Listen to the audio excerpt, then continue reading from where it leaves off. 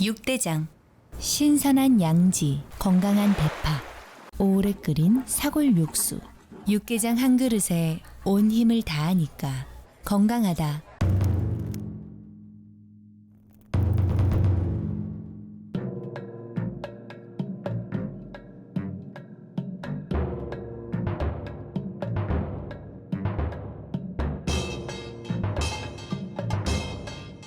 육개장은 육대장. 늘 행복이 넘치는 3월 보내세요. 라디오 서울이 함께합니다. 강혜신의 오늘의 미국.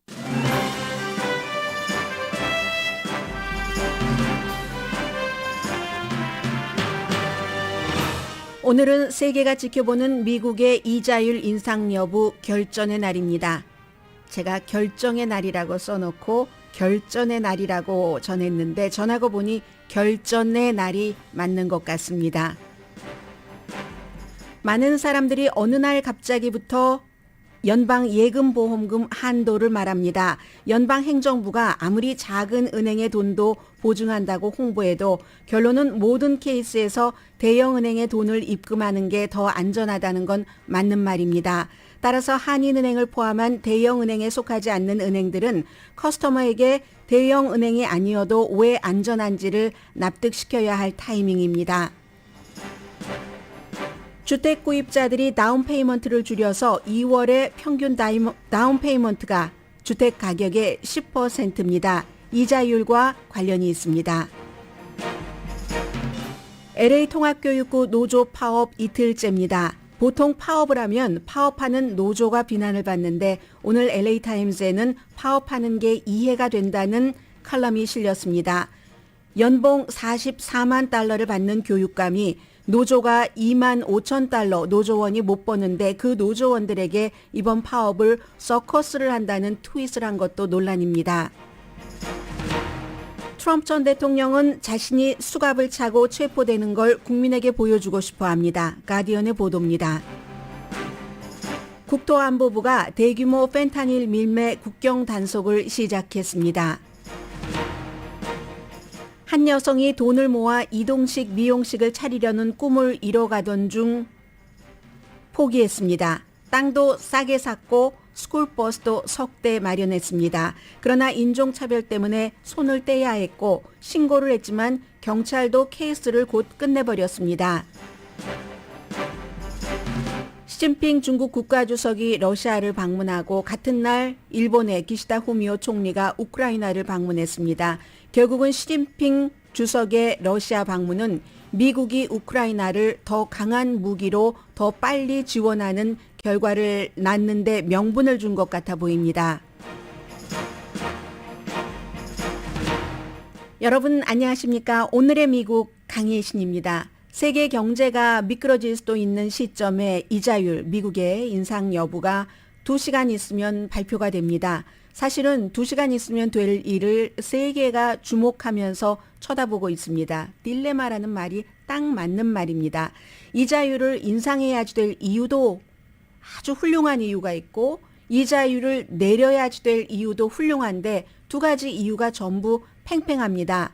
그런 것 때문에 결국은 연방준비제도는 이자율을 올림으로써 은행의 흔들림을 계속 놔둘 것인가 아니면 이자율을 올리지 않음으로써 물가 상승을 놔둘 것이냐 이 같은 딜레마입니다. 대체적으로는 어제와 마찬가지로 0.25%포인트 인상할 것으로 예상을 하고 있고 이건 2주일 전에 0.5% 인상에 비해서 2배가 많은 것입니다. 워낙에 콜린 파웰이래요. 제롬 파웰 연준 의장이 지금 딜레마에 빠져 있기도 하고 중요하기도 하고 2시간 남은 상황에 이게 0.25%다 올리지 않는다를 예측한들 뭐가 그렇게 중요한 달라지는 것은 없을 것이라고 생각은 합니다만은 지금 우리가 오늘 여러분과 제가 한 번쯤은 연방준비제도 의장이 돼봤으면 좋겠습니다.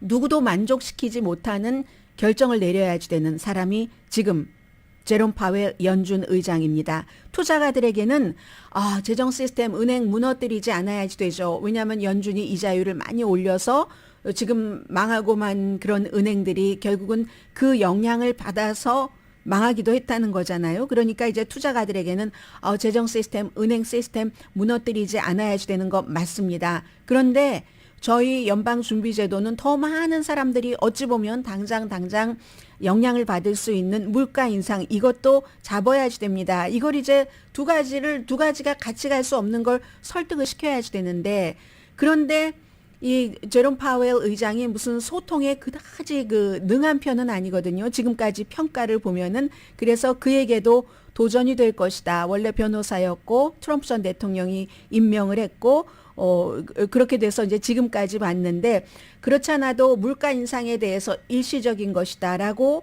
오랫동안 얘기를 했다가 그 말을 예측을 잘못한 것을 그 뒤에 많은 일들이 생겨서 우리는 잊고 있는 부분도 있습니다만 그걸 이제 다시 데미지를 컨트롤하는데 시간을 많이 보냈습니다. 이건 이제 꼭 연준 의장만 그런 게 아니라 미국의 자넷 옐런 재무장관도 마찬가지였고요. 그래서 의회에서도 지금 비난을 받고 있고 월스트리트과 실리콘밸리도 엄청나게 비난을 하죠. 연방준비제도가 적어도 지난해 3월 달이 아니라 그것보다 한 6개월 전쯤에 미리 이자율을 올리기 시작했어야지 된다.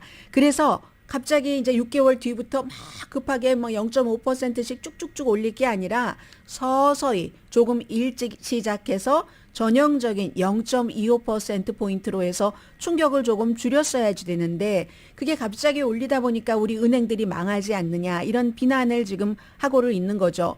브레이크를 갑자기 밟아서 은행이 사고를 당했다는 얘기입니다. 그런데요. 영국은행 미국보다 몇 개월 먼저 이자율을 올리기 시작했습니다. 한국도 마찬가지잖아요. 그 전에 8월부터 미국이 3월부터 시작했다면 전에 8월부터 올렸고 영국도 비슷한데 그렇다고 한국과 영국이 미국보다 경제가 그 이자율을 빨리 올림으로 인해서 꼭 좋아졌다는 그런 보장도 없는 건 있습니다. 그래서 이 제롬 파웰 같은 연준 의장처럼 중요한 인물은 그 신뢰도나 그 사람에게 자신감을 심어주는 것도 중요하기 때문에 바이든 대통령이 나는 연준 의장을 신뢰한다고 성명서를 발표했을 정도입니다. 아무튼 2008년 이후에 가장 심각한 은행 사태, 비상 사태에서 은행을 구할지 인플레이션을 더 막는 시간을 당길지 이 두 가지에서 어떻게 할지는 이제 11시 15분쯤 있으면은 여러분들도 알게 되실 테고요. 미국만이 아니라 바다 건너 영국에서도 내일 이제 영국의 중앙은행도 이자율 인상 여부를 결정을 해야지 되거든요. 그래서 영국도 지금 올리느냐 중단하느냐 이 두 가지를 지금 미국 것을 보는 거죠. 그러니까 미국 것 보고 이자율에 대해서는 여러 가지가 연결되기 때문에 미국이 어떠한 기수처럼 돼 있기 때문에 지금 영국도 2021년 그 10월 달 이후에 10번이나 올렸었는데 수십 년 동안 가장 그 공격적인 금리 인상을 했었는데 미국도 그렇지만 지금 다시 오늘 미국의 11시 15분을 쳐다보고 있습니다. 그리고는 모든 사람들이 지금 예금 보험금을 얘기를 합니다. 여러분들께서 은행에 들어가신다면 아마 이 방송을 듣고 계시는 거의 모든 분들은 한인은행을 많이 이용을 하실 겁니다. 미국 은행도 어카운트를 갖고 계신다 할지라도 어떤 부분은 필요에 의해서 아니면 그냥 한국 사람들이 많으니까 한국말이 편하고 모르는 게 있을 때 물어보면 아주 친절하게 한국말로가 중요합니다. 한국말로 가르쳐 주니까 한국은행을 가시는 분들이 많으신데 은행에 가면 딱 써 있잖아요. 우리가 지금까지 자세히 보지 않았던 FDIC 연방예금보험공사 이게 이제 25만 달러까지만 보증을 한다는 건데 이걸 어제 자넷 옐런 재무장관도 요즘 연방에서 재정 분야에서 일하고 있는 사람들이 거의 날마다 돌아가면서 이런 얘기를 합니다. 정부가 무슨 일이 있을 땐 뭘 할 겁니다. 그러니까 은행에서 25만 달러 이상을 예치했더라도 여러분 전부 위드로우 하지 마십시오라고 얘기를 하죠.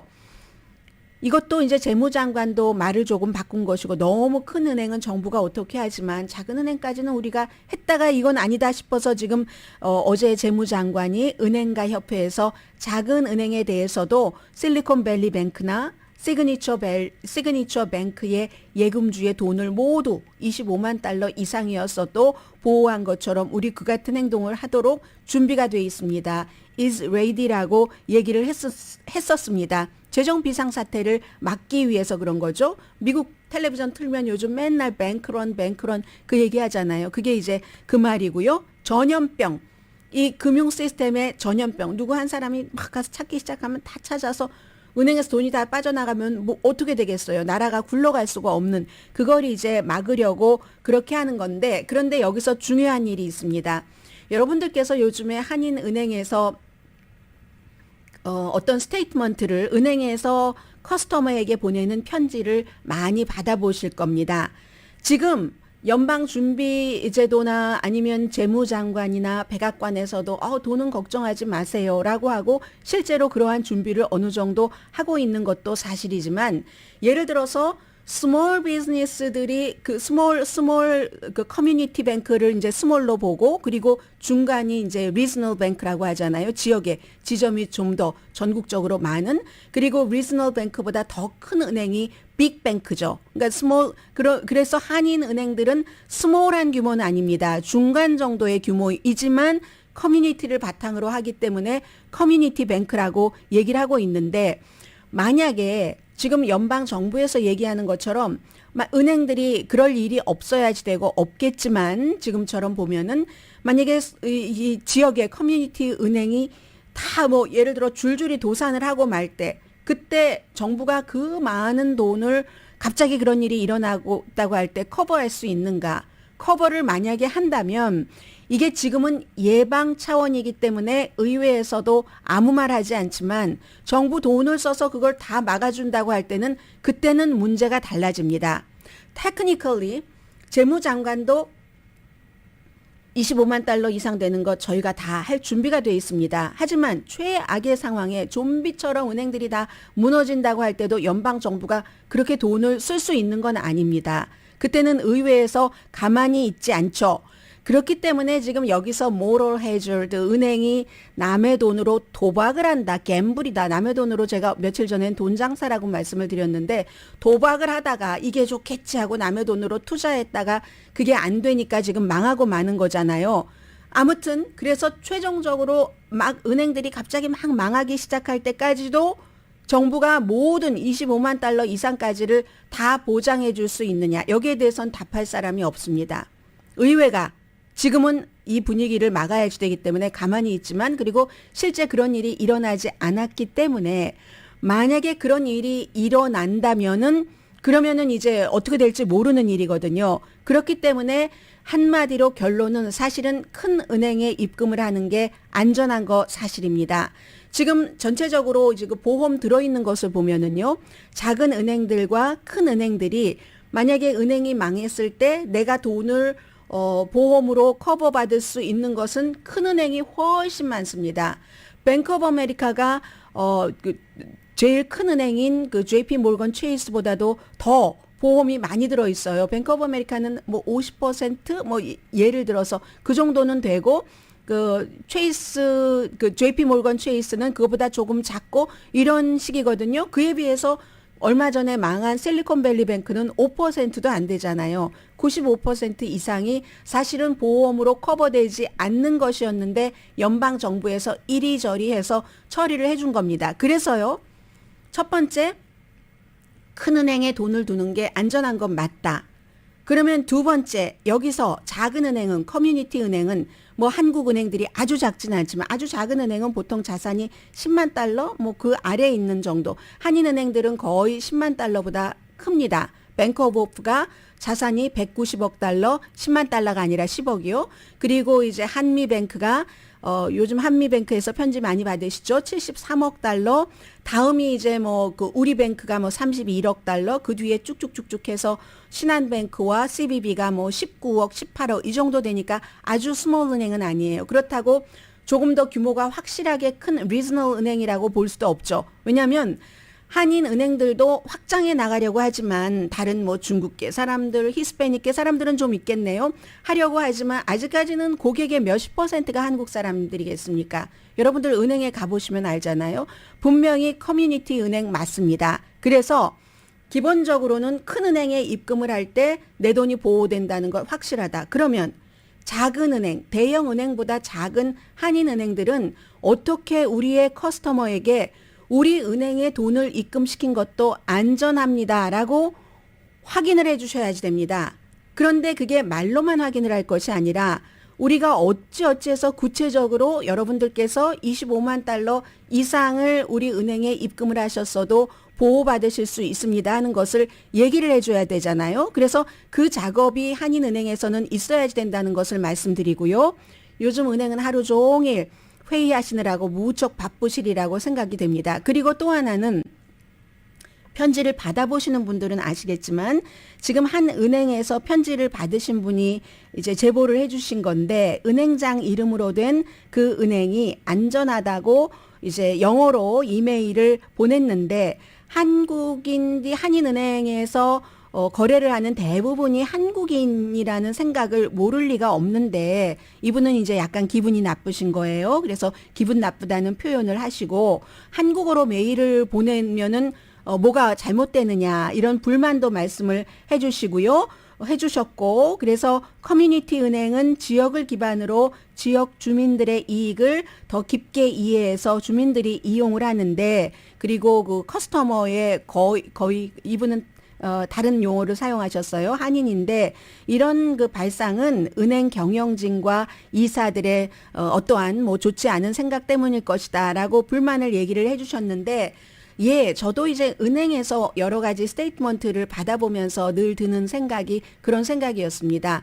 저처럼 날마다 영어를 이렇게 많이 보고 하는 사람도 사실은 한국계를 사용을 할 때는 뭔가 두 가지 이유에서입니다. 예를 들어 첫 번째는 한국계를 사용을 하는 게 아직은 우리가 주류보다 힘이 약하니까 훨씬 좋다. 우리 커뮤니티가 크게 나아가는데 그래야 우리가 커야지 더 큰 사람이 돼서 다른 사람들을 이렇게 포용할 수도 있는 데까지 가기까지는 작으니까 이용을 하지 하는 것도 있고 두 번째는 한국어도 편하고 그리고 안심이 되잖아요. 특히 이런 중요한 문제, 예를 들어 테크놀로지라든가 의료라든가 이 경우는 돈이 돼 있는 경우이기 때문에 은행에서 한국 분들께 편지를 보낼 때는 그냥 이례적인 것 이런 것이 아니고 이건 지금 얼마나 중요한 겁니까? 많은 분들이 나 자신은 은행에 25만 달러가 없어도 우리 자녀나 아니면 뭐 연봉 많이 받고 일하는 누구 우리의 친척 그리고 또 그 갑자기 집을 사려고 한다던가 아니면 정말 아주 평생을 모아서 이제야말로 내가 사업을 한번 해보겠어 하고 일시적으로 은행에 돈을 디파짓 하신 그런 분들도 계실 것 아니겠어요? 한국 분들. 그러니까 이런 것은 한국말로 하는 게 맞다. 저는 이분의 컴플레인을 충분히 생각을 하고요. 한인은행들이 지금이라도 아마 2차, 3차 그런 그 편지가 나가야지 된다면 물론 미국이니까 영어로 나가는 건 맞습니다. 거기에 대해서는 이 의의를 다는 사람이 없을 것 같은데 미국의 인구 센서스도요. 미국에서 투표를 하는데도요. 한국말로 전부 됩니다. 그런데 한인은행에서 커스터머가 몇 명이 될까요? 유권자보다 많을까요? 그렇진 않잖아요. 그렇게 되는 경우는 공식적인 영어 편지와 함께 한국어로도 이런 것은 좀 잘 설명을 해 주시면 좋겠다. 이제 이런 생각이 들어서 말씀을 드렸고요. 다른 때도 마찬가지로 사실은 한국은행을 이용해 주는 거 감사하지 않으세요? 한국은행에게 말씀을 드립니다. 이건 너무 중요하기 때문에 이러한 것들은 영어를 잘 아는 사람들도 이해하기 힘든 부분이 있잖아요. 그리고 한국말은 그냥 보기만 해도 우리가 편하잖아요. 그래서 좀 많은 분들이 불안해하지 않고 그 은행을 계속 이용하실 수 있도록 커뮤니티 은행이잖아요.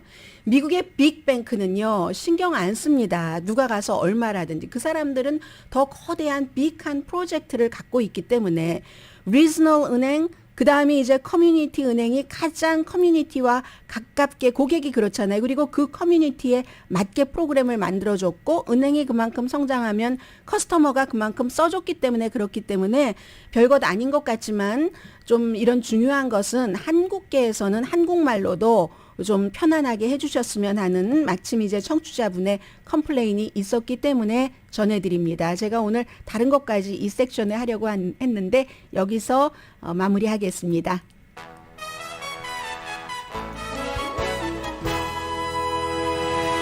그리고 혹시 은행에 가시는 분들은 뭐 커스터머니까 당당하게 말씀하세요. 은행에 가서 중요한 편지는 한국어로도 해줬으면 좋겠다.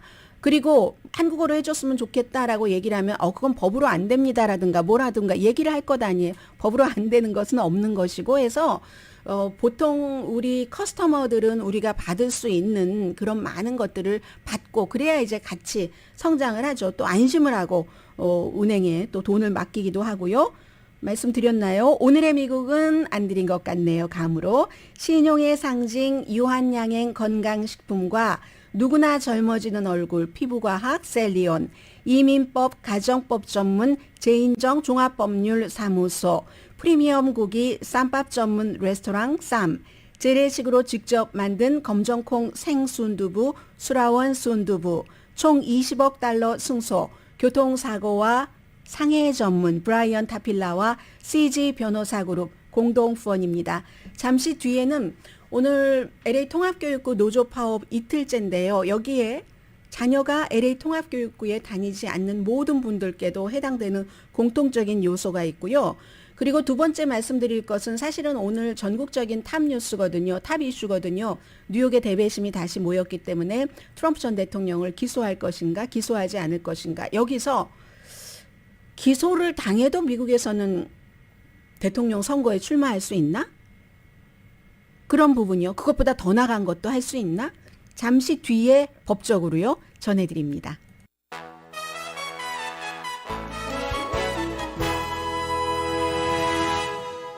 라디오 서울 방송 오늘의 미국 듣고 계십니다. 네, 첫 번째는 오늘 로스앤젤레스 타임즈 칼럼니스트의 칼럼인데요. 라빈 아프카리안이라는 칼럼니스트입니다. 노조 파업 이틀째, 내일이면 일단은 예정됐던 파업을 끝내고 지금도 뭔가 이제 노조 측과 LA 통합교육구 측의 뭐 협상 같은 것은 이어지겠죠. 보통 이제 파업을 하면 일단은 시민들이 불편해지잖아요. 지하철 파업도 그렇고 버스 파업도 그렇고 이번처럼 40만 명 이상이나 되는 학생들이 킨더가든부터 고등학생까지 사흘이나 하루도 아니고 학교를 못 가면 부모님들이 불편하신 게 문제가 아니라 모든 스케줄이 엉겨버리잖아요. 일주일에 반 이상이. 그래서 이제 비난을 많이 합니다. 아니 아무리 그래도 그렇지 말로 풀지 파업을 하면서 우리가 무슨 죄라고 우리를 힘들게 한단 말이야. 그런데 오늘은 LA타임스가 칼럼니스트가 나는 파업하는 사람들을 완전히 이해한다라고 지적을 해서 그 의견을 한번 들어보겠습니다. 긴 내용인데 제가 좀 줄였습니다. 가족들은 그 아이들이 노조가 파업을 해서 부모님들이 너무 힘드시겠지만 파업하는 사람들도 이번에는 선택의 여지가 없습니다. 그들을 비난할 수가 없습니다. 저는 이렇게 얘기를 하죠. 25,000달러를 받으면 연방 기준으로도 굉장히 낮고 그리고 이제 이분들이 요구하는 게 또 풀타임이 아니신 분들도 많으시니까 풀타임을 달라. 헬스케어도 지금 이 노조원에 파업하는 노조원이 3만 명 정도 되는데 3만 명에 10,000명 정도는 이 교육부에서 그 건강보험을 받지 못한다고 지적을 하고 있습니다. 25,000달러면 연방 기준으로도 뭐 빈곤 기준을 교육부가 이제 페이를 한다는 거잖아요. 그래서 파업하는 이 노조원의 버스기사 또 카페테리아에서 일하시는 분들 또 가장 중요하다고도 할 수 있는 특수교육, 교사 보조 뭐 그밖에 청소하시는 분들, 가드닝 그 모든 분들인데 4분의 3이 여성이랍니다. 3분의 1은 라티노고 5분의 1은 흑인이고 2020년도에 계약이 끝나서 지금 계약 없이 일하고 계시는데 그래서 이 협상이 1년 이상, 1년 정도 이어오다가 이렇게 된 거거든요. 세컨 잡을 뛰셔야지 되고 그러니까 이분들이 원하는 것은 기본적인 생활을 할 수 있게 해달라, 풀타임 잡을 달라, 그리고 존경, 얼마 전에 말씀을 드렸었던 존경해서 3년 동안 30%를 올려야 이분들이 36,000달러 연봉이 된답니다. 그런데 교육부에서는 5년 동안 23% 올린다고 하고 그러니 교육부도 사실은 스텝을 찾기가 굉장히 힘들대요. 교사도 마찬가지예요. 요즘은 교육받을 거 다 받은 분들이시잖아요. 그런데 너무나 그 인플레이션은 높아지고 다른 그 직종에서 일하는 친구들과 봉급 차이가 크니까 나는 정말 교사가 꿈이었어 하는 그런 젊은이들도 이직하거나 아니면 교사 쪽을 쳐다보지도 않는다는 그런 얘기들을 많이 하고 있는데 60세의 버스기사 도벨 실바 씨의 스토리를 지적을 합니다. 노스홀리우드에 살고 계시는 분인데 15년 동안 스쿨버스를 운전하셨고 중학생들을 타고 있는 스쿨버스를 운전하신다니까 얼마나 이분이 책임이 많습니까? 아이들이 버스에서 뛰지 말라고 해도 뛰죠. 위험하죠. 그것도 버스의 길이가 얼마나 깁니까? 큽니까? 무겁고 그런 그 버스를 운전하면서도 이 정도밖에 못 받는다. 그런데 여기에 이제 알베르토 카발료 교육감 얘기를 이 칼럼니스트가 쓰고 있습니다. 노조에 파업을 한다고 지금 파업하기 직전에 했었다가 내린 트윗이에요. 본인도 뭔가가 안 좋다는 걸 알고 내렸겠죠. 사실은 그 트윗을 쓸 때는 사람들도 여기에 동조할 거야. 거리감이 있는 겁니다. 뭐라고 했냐면 노조의 행동을 서커스에 비유했습니다. 그분이 쓴 걸 그대로 하자면 서커스하고 이퀄 쓰고 예측 가능한 공연, 박수 받고 동전 받고 그다음 쇼 할 것 약속 이외에는 아무것도 원하지 않는다. 사람들이 의무감 없이 어떤 사명감 없이 일한다는 얘기예요. 그렇게 트윗하면서 또 단 한 번만이라도 서커스 같은 것 하지 말고 아이들을 위해서 공동체를 위해서 커뮤니티를 위해서 좀 올바른 일을 품위 있게 합시다. let's do, let's go 뭐 이렇게 썼습니다. 그랬더니 LA 타임즈의 칼럼니스트가 아니 늘 화장실을 깨끗하게 그 관리를 하고 전구를 교체하고 아이들이 안전하게 이제 집으로 갈 수 있도록 등하교 할 수 있도록 돕고 또 학교에 잔디도 깎고 교실에서 교사를 돕는 그런 부지런한 사람들이 그런 사람들에게 옳은 일을 하는 것이 그렇게 어렵습니까? 한 번만이라도 LA 타임즈 칼럼니스트가 교육감에게 얘기를 하는 거예요. 하면서 이제 이 사람이 이 트윗을 내렸더라도 노조는 이 사건을 영원히 잊지 못할 것이라고 얘기를 합니다. 제가 그래서 이 사람의 연봉을 찾아봤잖아요. 깜짝 놀랐습니다. 왜냐하면 보통 교육감의 연봉이 한 지역에 따라서 다르고 그리고 그 교육감의 교육 경력에 따라 다르고 학교의 크기 그 교육구의 크기와 교육구의 예산에 따라서 다르지만 캘리포니아주에서 보통 작은 곳에서는 한 15만 달러에서 23만 달러 뭐 이 정도 되거든요. 그런데 지금 LA 통합교육구 알베르토 카발료 교육감의 연봉이 44만 달러더군요. 44만 달러를 받으니까 조금 좋게 생각하고 좋게 말할 수도 있는데 그 파업하는 사람들이 최저임금 겨우 이제 최저임금 정도 받을까 하는 그런 분들께 이렇게 서커스 하지 말고 올바르게 일해라 라고 하니까 이렇게 LA타임스의 칼럼니스트 같은 사람도 파업을 하는데 3만 명의 파업하고 거기에 교사들도 동참을 해서 뭐 6만 명 이상이 파업을 해서 40만 명 이상 최대 뭐 50몇만 명까지 학생들에게 영향을 주는데도 여기 이것을 지지할 수밖에 없다는 칼럼이 나오는 것 같습니다. 말이 참 중요한 것 같아요. 근데 그 말이 뭐 마음 가는 곳에 말 가죠. 물론 가짜 말도 있지만 그건 금방 드러나잖아요. 그래서 지금 LA 그 통합교육부 교육감이 지금 이런 비난을 받고 있고요. 트럼프 전 대통령에 대해서 뉴스가 너무너무 많습니다. 그런데 저는 여러분들께서 가장 궁금해하실 만한 뉴스만 전해드리겠습니다. 그 밖에는 론 디센티스가 뭔가 트럼프 전 대통령에게 약간의 뭐를 이렇게 이제 뭐 터치를 하기 시작하는 것 같기도 하고 그리고 이제 민주당인 맨하탄의 트럼프 전 대통령을 기소하려고 하는 검사에 대한 그런 그 공화당의 비난은 이만저만이 아닙니다. 그러니까 그래도 이 검사는 나는 물러서지 않을 것이다 라고 얘기를 하는데 트럼프 전 대통령은 요즘 주변 인물들에게 그 가디언의 보도를 전해드립니다. 이렇게 얘기를 한답니다. 가장 강력한 묘사 같아요. 자신이 수갑을 차고 그것도 앞으로 차는 게 아니라 앞으로 차는 것은 보통 이제 화이트 컬러 그리고 뒤로 차는 것은 이제 중범 이런 사람들이 많은데 뒤로 수갑 차는 것을 수갑 차고 막 머그샷 찍고 이러는 것을 그 국민들에게 보여주고 싶어 한답니다. 이게 자문들에게 주변 사람들에게 요즘 자주 하는 말이라고 가디언이 보도를 하고 있는데 강력범 그런데 이게 나는 피해자다. 이게 수갑을 뒤로 차니까 강력범이다. 하는데 이게 내가 피해자다 하는 것을 장관으로 만들어서 정말 장관으로 만들어서 정치 쇼를 하고 싶어 한다. 부당한 검찰에 맞서는 용감한 피해자. 이게 통할 수도 있죠. 왜냐하면 이번 이 케이스가 스토미 데니엘스라는 포르노 배우와 그렇고 그런 관계였는데 그걸 막기 위해서 이제 돈을 주고 입막음을 했다. 여기까지는 사람들이 그랬을 수 있어. 그리고 그렇게도 할 수 있는 남자야 라고 생각을 하는데 그럼에도 불구하고 이 사건 자체가 뭐 검사도 민주당이고 민주당주인 뉴욕에서 있고 하니까 정치적이야 라고 생각하는 사람들도 많은 겁니다. 실제로 정치성이라는 게 들어가지 않을 1%도 들어가지 않을 수 있을까? 이 세상의 모든 일이 사법과 정치 시스템에서 하는 일이 그렇게 본다면 그건 불가능한 일이긴 하지만 어쨌든 사람들은 트럼프가 그렇게 했어라고 짐작하면서도 그래도 이건 뭐 정치적이지 않냐? 그냥 좀 놔두지 해서 정치 검찰에 맞서는 용감한 피의자가 아니라 피해자로 본인을 하고 싶어서 2024년도 딱 그 사람을 모으고 싶어서 그렇다는 얘기입니다.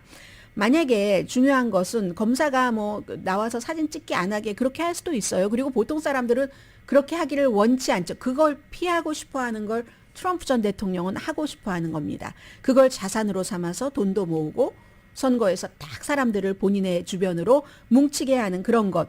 해서 트럼프가 두려워하는 것이 비디오 링크로 접속을 하거나 법정 출두를 하거나 아니면 이제 사람들이 보통 막 돈 많은 사람이나 정치인들은 뒷문으로 막 들어가고 하잖아요. 그 뒤에 들어가서는 기소가 되면은 머그샷 같은 것은 찍어야 되지만 비공개로 그런 특별 조치를 검사가 할 수가 있고 검사가 해도 트럼프가 또 받아들이지 않을 수 있잖아요. 또 돈 많은 사람이니까 플로리다주에서 탁 비행기 타고 탁 맨하탄 법정 앞에서 뭐 한마디 기자회견이라도 할 수도 있는 것이고 그렇게 하길 원하지 뒤로 몰래 들어가거나 아니면 비디오 링크로 그렇게 기소됐을 때 절차를 한다면은 이건 본인이 약해 보일 것이다. 루저처럼 보일 것이다. 이것을 트럼프 전 대통령이 가장 두려워한답니다. 그래서 항상 큰 것, 강한 것, 터프한 것 이걸 트럼프 전 대통령 임기 내내 취임식 때부터 주장을 해왔었던 거잖아요. 그래서 그렇다. 변호팀은 조용히 하길 바란답니다. 리모트로. 그리고 또 비밀 경호팀도 마찬가지고 비밀 경호팀도 이건 안전에 위험이 된다라고 얘기하니까 트럼프 전 대통령이 난 누가 나를 총으로 쏴도 상관없어. 이렇게 얘기를 했대요. 그래서 이건 죽어도 좋아가 아니라 나는 결백하다가 아니라 총으로 쏜다고 금방 숨지는 것도 아니고 그걸 가정하에 그러면 난 순교자가 될 거다. 누가 내가 딱 그 수갑 차고 법정에 출두를 하는데 총으로 쏘기라도 하면 나는 2024년도에 세 번째 대선에 출마해서 대통령이 될 것이다. 이게 트럼프 전 대통령의 지금 구상이라고 하고요. 어떤 혐의로 기소할지는 알 수 없습니다. 또 기소하지 않을 수도 있다. 이런 트럼프 전 대통령이 원하는 대로 해주지 않기 위해서 이런 얘기도 있는데 뭐 검사가 기소하는 게 그렇다면 완전히 100%그 이유로 기소하지 않는다면 그건 정말 100% 정치적인 쇼인 것이고 모르겠습니다. 이제 곧 이러한 결정이 날 것 같고요.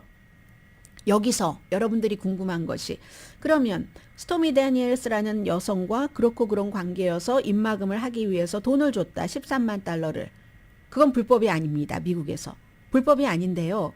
그 돈을 주고 나서 나중에 다른 사람에게 주라고 하고 본인의 회사 돈으로 갚았잖아요. 그럼 일단 회사가 걸립니다. 회사에선 그걸 법적 비용이라고 썼는데 그 일 처리를 한 사람이 마침 계속 그런 일 처리를 해오던 개인 변호사 마이크 코엔이라는 사람이었으니까 법적 비용으로 회사에서 쓸 수 있는 건 맞는데 거기에 용도를 뭐 허쉬머니다, 입막음 돈이다라고 안 썼을 것 아니에요. 그러면 이제 사업할 때 거짓으로 서류를 쓴 거니까 이거 여기까지는 경범이 될 수 있습니다. 그런데 이게 선거 몇 주일 전에 대통령이 되기 위해서 선거에 영향을 미치려고 이렇게 했다면 선거자금법 위반이 되거든요.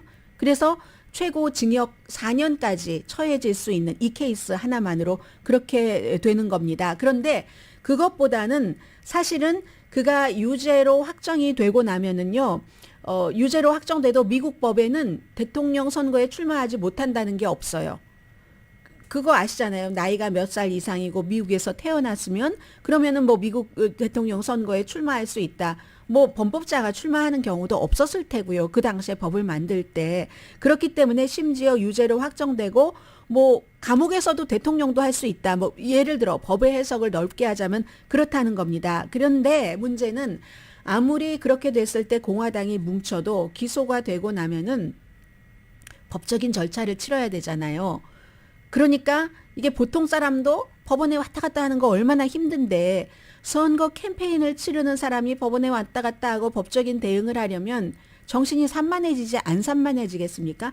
그 모든 일을 다 아무런 나쁜 영향 미치지 않고 할 수 있다는 이 세상에 그런 건 없을 겁니다. 그렇게 할 수 있다면 그런 일이 없으면 더 잘하겠죠. 선거 캠페인을. 그래서 선거 운동조차도 하기가 힘들 겁니다. 또 스케줄을 이 경우에 법원이 트럼프 전 대통령 캠페인 스케줄에 맞춰주진 않잖아요. 토론 같은 것도. 물론 이런 모든 일에 대해서 트럼프 전 대통령이 법원이 마녀 사냥하네 이렇게 할 수는 있습니다. 그리고 정치가 더 분열되겠죠. 그러나 어쨌든 기소돼도 그래서 전 대통령이 난 기소돼도 캠페인은 계속 할 것이야 라고 얘기를 하는 것이고 그러나 그 캠페인은 힘이 많이 빠진다 하는 것도 사실입니다. 국토안보부의 이 펜타닐 단속은 잠시 뒤에 말씀드려야 되겠는데요. 잠시 뒤에는 그 전에 제가 사실은 오늘 여러분들께 가장 말씀드리고 싶었던 것부터 전해드립니다. 한 여성의 스토리인데 그 한 여성의 스토리가 사실은 우리도 코리안 아메리칸인 소수 인종도 생각하면서 미국에서 살아야 될 이슈라서요.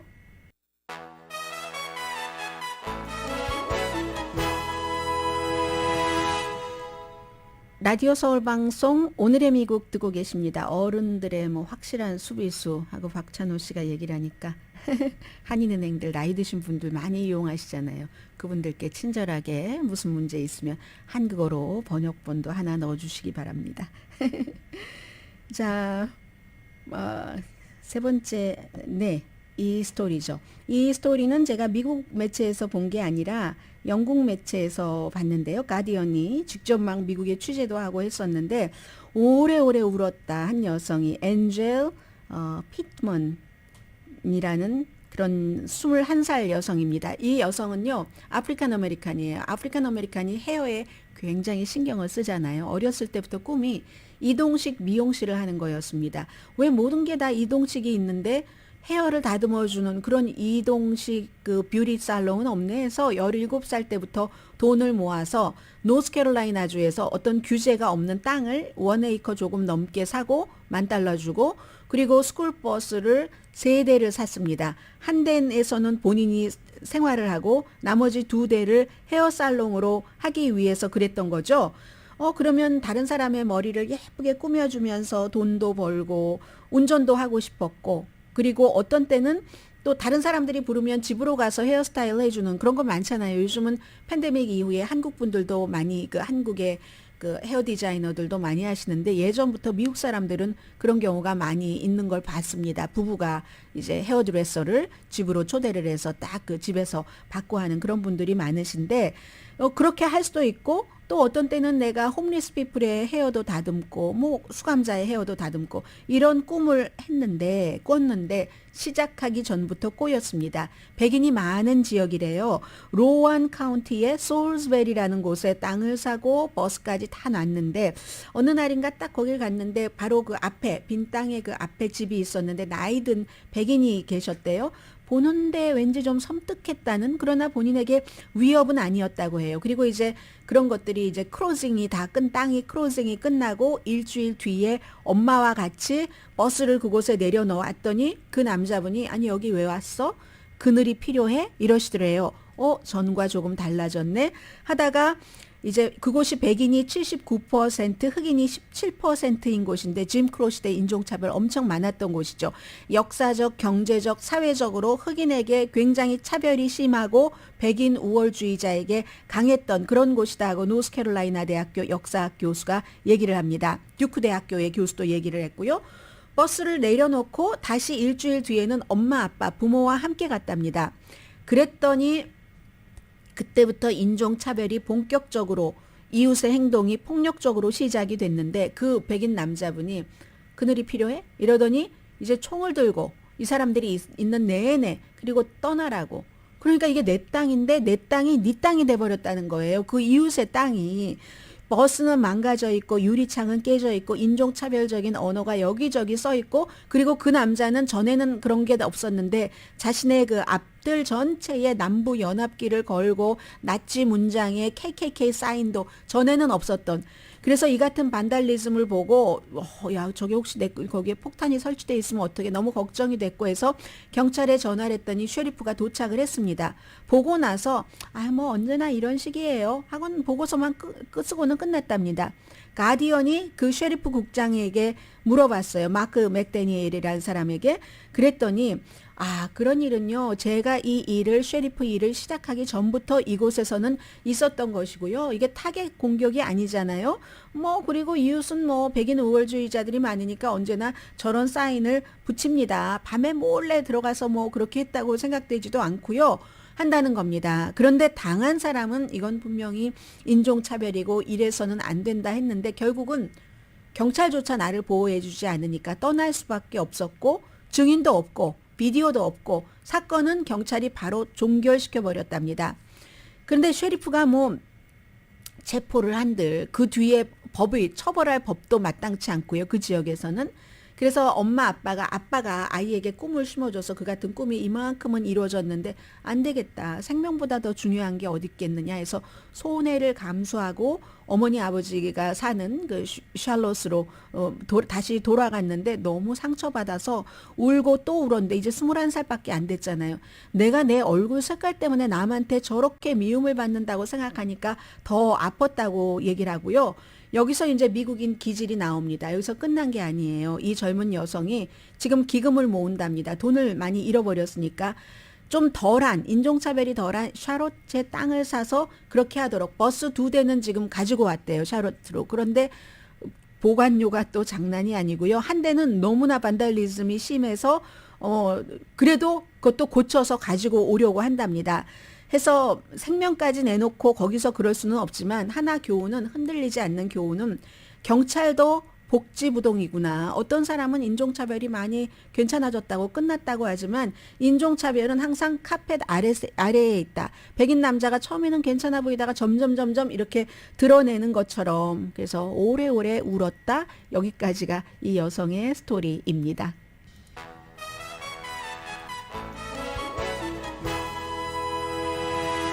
라디오 서울 방송 오늘의 미국 듣고 계십니다. 네, 일본 총리가 우크라이나 방문한 것보다는 중국 주석이 러시아 방문한 게 더 큰 뉴스죠. 일본은 한 5억 달러 정도 더 지원하겠다. 젤렌스키 대통령과 만나서 약속을 했고, 중국은 평화중재안 내놨지만 누가 평화중재안이라고 잘 안 믿는 것 같고요. 서방 세계에서는 지금 그대로 러시아가 점령한 땅을 그대로 갖도록 하는 것, 이렇게 될 것이다라고 하면서 오히려 부채질을 한 것인지 아니면 미국이 원하는 바였는데 눈치를 보느라고 못한 것을 해주게 한 건지 모르겠습니다. 우크라이나가 예상보다 빨리 미국의 그 아브람스 탱크도 갖게 됐고, 패트리어트 미사일 방어 시스템도 몇 개월이 아니라 몇 주일 안에, 그리고 탱크는 1년, 2년이 아니라 올가을에 갖게 됐습니다. 세계 모든 주요 국가들이 우크라이나 전쟁에 몰입할 수밖에 없는 상황이고요.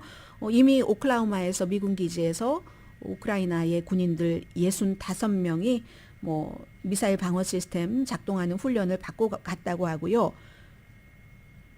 국토안보부가 대규모 펜타닐 국경 단속을 시작을 했습니다. 합동작전이 3월 13일에 시작했는데 국토안보부와 당연히 여기 이제 이민 세관국이 들어가겠죠. 남부 국경에서 오퍼레이션 블루 로터스라고 이름을 붙였고요.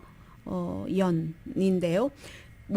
900파운드 이상의 펜타닐 첫 번째 주에 압수했고 18명 체포했는데 그게 16명은 연방 체포, 그리고 2명은 주 체포니까 이게 연방, 주정부 다 함께 했었다는 것을 알 수가 있는 건데, 사람이 들어갔고 감식견도 들어갔고 그 법 집행관도 들어갔고 오피서도 들어갔고 테크놀로지도 당연히 들어갔고요.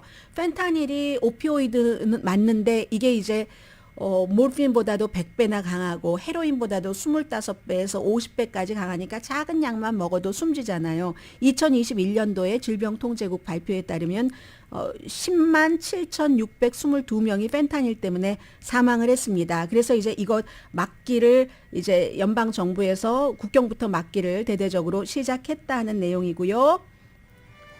오늘의 미국은 신용의 상징 유한양행 건강식품과 누구나 젊어지는 얼굴 피부과학 셀리온, 이민법 가정법 전문 제인정 종합법률사무소, 프리미엄 고기 쌈밥 전문 레스토랑 쌈, 재래식으로 직접 만든 검정콩 생순두부 수라원 순두부, 총 20억 달러 승소, 교통사고와 상해 전문 브라이언 타필라와 CG 변호사 그룹 공동 후원이었습니다. 10시에 좋은 아침, 좋은 하루 방송됩니다. 뉴스를 하다 보면 여러분들께 다 말씀드리지는 못하지만 뉴스하다 이런저런 생각을 하거든요. 지금 그 펜타닐을 그 단속을 하는데 이름이 오퍼레이션 블루 로터스라고 붙였잖아요. 블루 로터스. 로터스를 여기선 뭐 로터스가 워낙 뜻이 많으니까 연꽃. 그런데 그 연도 고대 이집트에서는 막 황홀경에 올라가는 상상의 열매. 그렇게 한 것이지 또 우리가 이렇게 무릎 가부 결좌하는 이런 거 뭐 다리 이렇게 꼬고 앉는 거 있잖아요. 그것을 말하는 것 같지는 않고 결좌부자 이런 걸 말하는 것 같지는 않고 아무튼 로터스 아니면 이 마약 작전의 로터스라는 제법 낭만적으로도 생각할 수 있는 이름이 붙여졌네요. 강혜신이었습니다.